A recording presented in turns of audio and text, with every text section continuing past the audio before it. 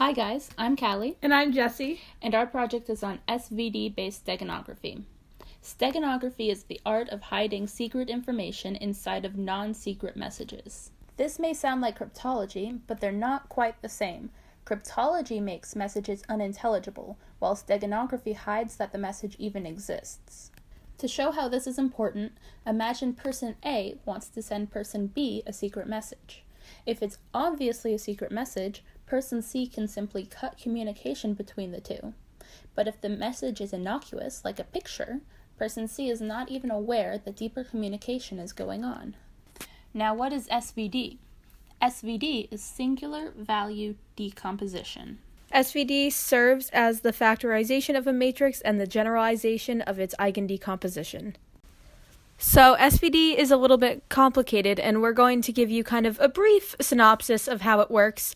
If you need a refresher or are unfamiliar with the singular value decomposition, we have linked a video in the description for you to review it.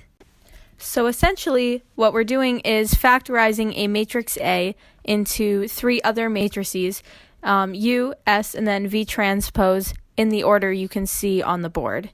The first of these is U, and essentially consists of the ordered eigenvectors of A transpose. Next, we're going to jump to the third one, which is the transpose of the eigenvectors of A transpose A.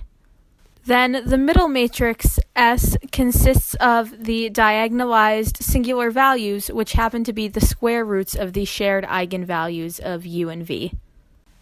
The example below shows a 3x2 matrix A is equivalent to a 3x3 matrix U times a 3x2 matrix S times a 2x2 matrix V transpose. Each column of U is a normalized eigenvector of A transpose. Each row of V transpose is the normalized eigenvector of A transpose A, and each value in S are the ordered singular values of the matrix A. There were two traits of SVD that were especially important for our project.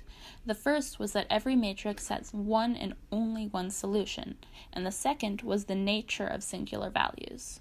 Singular values form the composition of the matrix A from the subsequent eigenvectors of A transpose and A transpose A.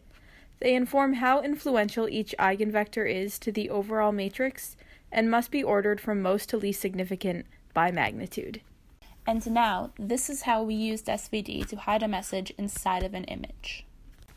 To introduce our project implementation, we're just going to quickly go over some of the key MATLAB functions we used. The first function was just the basic SVD function, which was our core function and performs SVD on a given matrix and returns U, S, and V as individual variables. The next function was strcat, which takes multiple strings and concatenates or combines them horizontally. Our next two functions go hand in hand. IamRead reads the image form of each matrix, and IamToDouble converts the matrix of that image into double form, which is necessary for the SVD function. The next two also go hand in hand with des2bind and bind2des, which convert binary strings to decimals and vice versa. Finally, the character function converts a decimal number into a character. And now for the main steps of our implementation. First, we took a message, we converted it to ASCII, and then we converted everything into binary. We then divided our image into 4x4 pixel blocks. Then we performed SVD on each and every pixel block. We then went into the S matrix and adjusted the fourth singular value based off the binary digit. The reason we did the fourth singular value is because it's the least significant, and therefore changing it will affect the composition of the image the least. And finally, we took each of the adjusted 4x4 blocks and reassembled them back into the image. So this image is the image we're going to hide our message in. We're going to start by reading that image and then converting it to doubles. We'll then create our message, look at its length, and then convert it to doubles and then to binary. We'll then create an empty string, which we'll use a for loop to load all the binary digits into, and then add a 2 at the end. This will come in later. We're going to look at the size of the image, and then set is breaking to false. This will help us break out of this next upcoming for loop. This is the double for loop we use to hide the message in the image I. This first part of the double for loop runs through every 4x4 pixel matrix in the entire image. Then for every 4x4 matrix, we take the SVD, and then we use this sbig function to easily access the fourth singular value. Next, we hide a bit in each 4x4 matrix. Now, the bit is a 1 or 0 depending on the 4x4's location in the matrix and the index of the bit in the string empty. If it's a 1, which we have right here, we simply change this fourth singular value to a 0. But if the bit that we're hiding is a 0, it's a bit more complicated.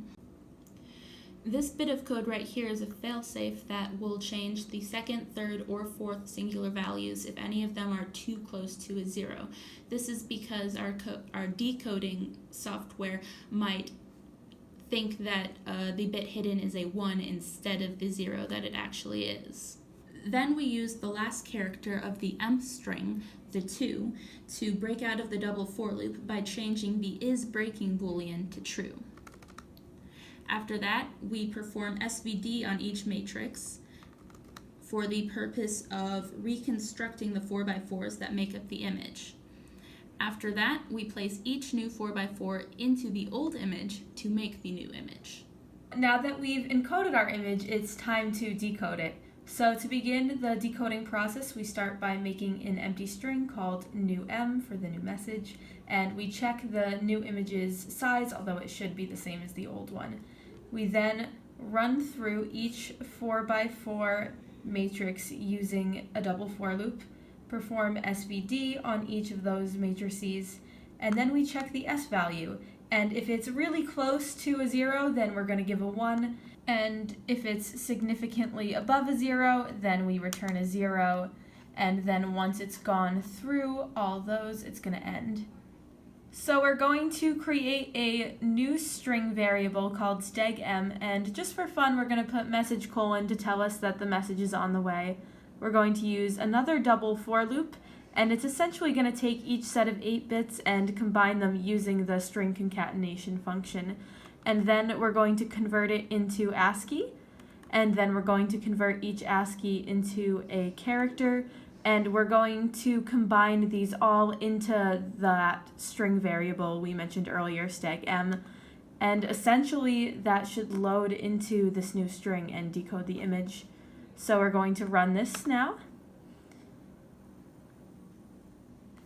and we're getting our 2 images back, which we showed using figure IMShow.